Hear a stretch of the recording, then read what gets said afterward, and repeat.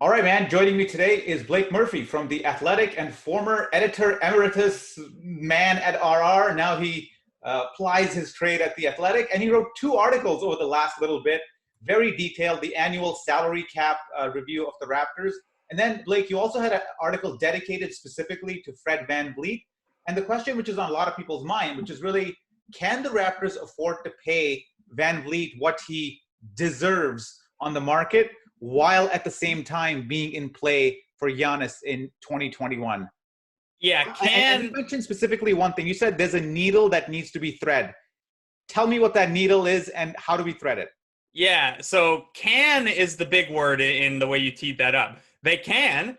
It's going to take some sacrifice, maybe though. So what you're looking at here is, and Masai Ujiri said as much in his season-ending press conference last week. He said, any moves they're going to make are going to have an eye on the big year, which is 2021 free agency. Now, whether if Giannis signs the Supermax with Milwaukee this year, maybe that's a moot point, and the Raptors approach things less with flexibility in mind and more with just consistently maximizing their window.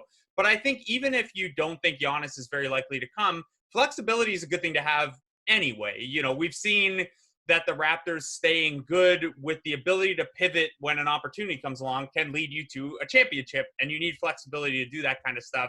And you don't really want to be in the habit of paying a first and a second to get rid of DeMarre Carroll or giving away Corey Joseph. So that's where this kind of sensitivity to the 2021 situation comes in. Now, for 2020, short term, the Raptors can do whatever they want with Fred. They have bird rights on him, which means that they can exceed the cap to re-sign him. So they don't have to lose guys to be able to keep VanVleet this offseason. It's more about how much are you committing to him in terms of your 2021 flexibility. Now, when we broke this down at the start of the year, we were assuming that the cap is here this year, next year it might be here, and then by 2021 it might be here. And in that scenario, there was some good flexibility. You could get yourself to, okay, before the season, 15 mil maybe sounded like a good deal for Fred VanVleet. Well, now not only did he play his value up, now we're expecting the cap to go like this for the next 3 seasons because of the pandemic and the way that the league is going to, this still has to be negotiated between the league and the union. But what they don't want is the cap to go like this for 2020 and then like this for 2021. And what you get is KD on the Warriors again because of 2016. So what a flat cap does is it means the Raptors will have less wiggle room in 2021. In theory, we thought maybe that a smaller 2020 cap would help them because it might hurt VanVleet's market, or it might, what it would have done was keep Siakam's salary a little lower, but he earned second team All-NBA honors. So now he counts as 28% of the cap instead of 25% of the cap. So I'm getting in the weeds here a little bit, but the big picture is whatever you give VanVleet is going to eat into your 2021 space. So you are looking at, say we assume $109 million as the 2021 salary cap. You have $31 million committed to Pascal Siakam under our current assumptions. OG Anunoby, if he doesn't work out an extension, is going to have what's called a cap hold. Basically, to retain your rights on him, he counts against the salary cap for a portion of what he's expected to make. The same for Terrence Davis. Norman Powell has a player option that year worth almost $12 million that, whether or not he picks it up will probably depend on how this season goes for him. So right away, you're at, there's $50 million. So then if you offer VanVleet $20 million, then you're at $70 million. And all of a sudden, Giannis's max contract starts to get a little tight, and that's before filling out the roster. Or, if Serge Ibaka's back on a multi-year deal, or you want to keep Kyle Lowry in the fold, or, your first round pick from this year hits. There are all these little ways that your cap can, $1 million and $2 million at a time when you're talking about trying to create max space is really big. So what I did in this article for The Athletic called How Much Can the Raptors Pay for Fred VanVleet and Still Have Max Money in 2021 is we made a couple assumptions and we went through a table of, okay, if the cap's here, you can pay VanVleet this and still have Giannis room. If the cap's here, you can still pay VanVleet this. And we have to adjust it now because Siakam's getting 28% of the cap instead of 25% of the cap. But the takeaway you get from doing that exercise is VanVleet probably has, the Raptors probably have a walk away point with VanVleet somewhere around 20, maybe 22 million if we're assuming a flat cap the next couple years. And what even that salary requires is you've probably got to either hope Norman Powell opts out or you can trade his deal away. So this is a very long-winded way of setting up that you can pay VanVleet whatever if you're willing to attach a pick or an asset to Norman Powell later to get out of his deal. Or you can pay VanVleet whatever if you are like, you know what? No one else is getting a multi-year deal this offseason. Gasol and Ibaka can only come back on one-year deals. We're saying goodbye to Kyle Lowry at the end of 2020, 2021. Then you can get that flexibility. So this is what I mean by threading the needle, that you have the word can is a yes. Yes, they can. But you have to make all these other little sacrifices, because when Siakam counts as 31 million and Giannis Antetokounmpo is going to count as well over 30 million, and the salary cap is expected to be about 109, that math doesn't go in your favor for very long as VanVleet's salary starts to climb above 20 million. And there's some interest from like some crappy teams, the Knicks leading the way as usual. I mean, and the Knicks have a ton of money to offer, and they have a history of overpaying secondary players.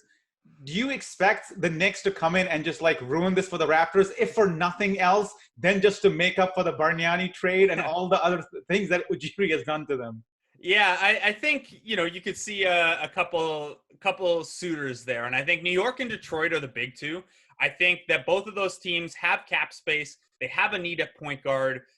Probably not a lot of players are going to take their money if they roll it over to 2021. Like, there aren't a lot of good free agents this summer, which is part of why VanVleet has such a strong market.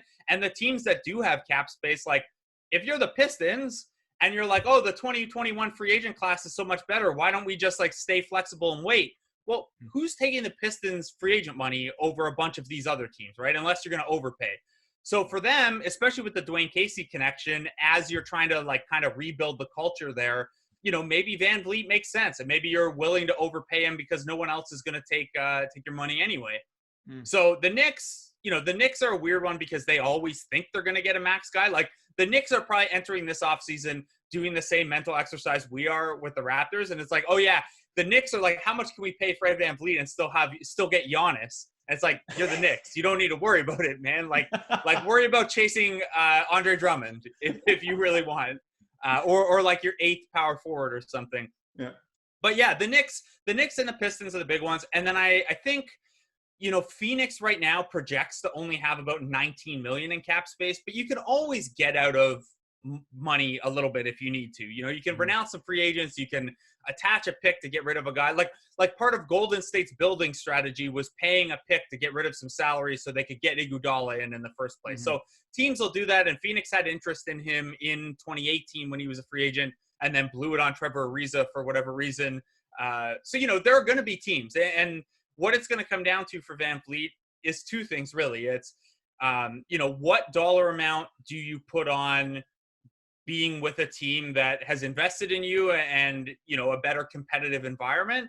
And like, what is your personal walkaway point for, maybe 1 million a year, you give the Raptors the benefit of the doubt and you like the situation and they've helped you build your brand and you're going to go to the second round of the playoffs or further every year.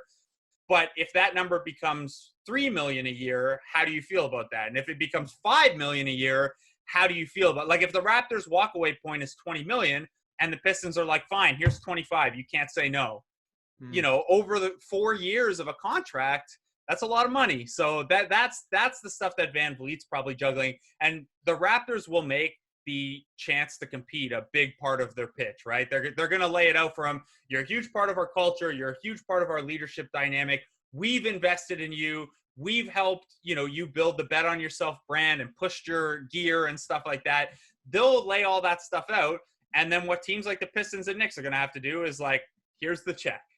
And how much do you value those things? So that'll be the challenge for both sides.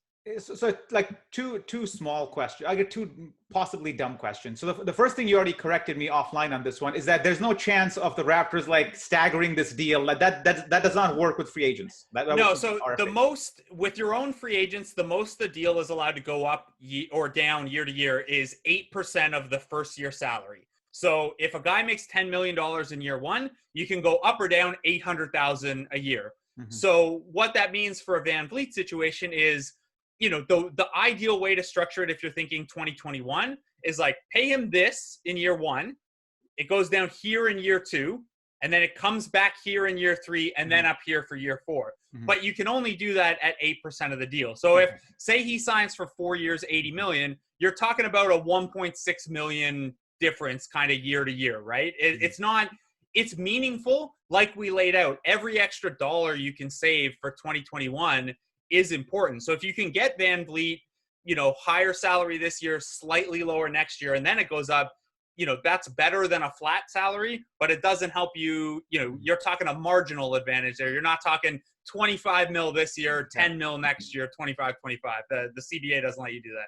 So finally, from VanVleet's perspective, given COVID, given the situation we're in, is this a good year for him to be a free agent with the cap already depressed? And the reason I'm asking that is that I'm just thinking outside the box here. Is there any incentive for him to take a 1-year deal, wait for the cap to go back up, and then take a bigger chunk of the cap next summer? Or is that not the right way to look at it? There is incentive for him to take a shorter deal. I wouldn't bet on a 1-year deal. I also think, so a 1-year deal, again, to get down in the weeds a little bit, what would happen on a 1-year deal from the Raptors perspective is when VanVleet's a free agent next summer, he'd have one of those cap holds on his deal. So he would, usually that's, except in some specific cases, that's usually 150% of your last salary. So say VanVleet signed a 1-year, $15 million deal. Well, his cap hold for the next summer is suddenly $22.5 million. So that doesn't help the Raptors out at all with flexibility. He doesn't count as zero as a free agent. So I think if you're thinking shorter term, for VanVleet, what probably makes sense is a 2-year deal so that he could re-enter free agency at age 28. That's an age for point guards where teams should still be willing to give out a long-term deal. He could probably get, assuming he doesn't suffer a lot of injury or takes a step backward, still contend for a 3 or 4 year deal in a summer when hopefully things are more back to normal and the cap has gone up and teams have cap space. He's taking on a risk in that case. If I were VanVleet's camp, what I would probably ask for in that case is 2 years with a player option on the 3rd year. And you tell the Raptors, look, you're getting us on a shorter deal that keeps your flexibility. We're going to play ball on the 2021 salary being a little lighter, but we want the player option for year 3, just in case the market's not that good or the cap doesn't go back up or VanVleet suffers an injury or something like that. So that's a scenario where, if heading into this year, you would have thought 100% VanVleet wants the longest term deal possible. He's 26, take him to age 30, get his one big payday. Now you might, he bet on himself the last 2 times with 2-year deals so that he could do that. It's not out of character for him to do it again. There will just be some give and take on, the Raptors will say, well, we want your 2021 salary less than, and his camp will say, okay, give us an option then. And then the Raptors might balk at an option. That's where you get, the finer points of these negotiations. And, you'd have to ask, I don't want to speak for VanVleet too, right? Like it might be, this deal might be all about maximizing one contract for him just in case. That's going to come down to him and his family to some degree too. But I think a 2+1 would make some sense for him. Okay. Blake, man, thanks so much for joining and enlightening us on the Fred VanVleet situation, man. Thank you so much. Yeah, no problem. Hopefully I didn't get too in the weeds with it. This stuff is always easier visually for me than verbally. Like when you can, I tend to picture cap space as like a physical space and you can move pieces around. That's like, there's always a tab in my Excel chart where things look like that and I can physically move the things around and visualize it a little better. Hopefully for people who learn verbally instead of visually or with writing, hopefully this helped. You can always hit me on Twitter for follow-up questions. Yeah, and check the 2 articles that are linked as part of the show notes of this little podcast. Thanks again, Blake. Yeah, no problem.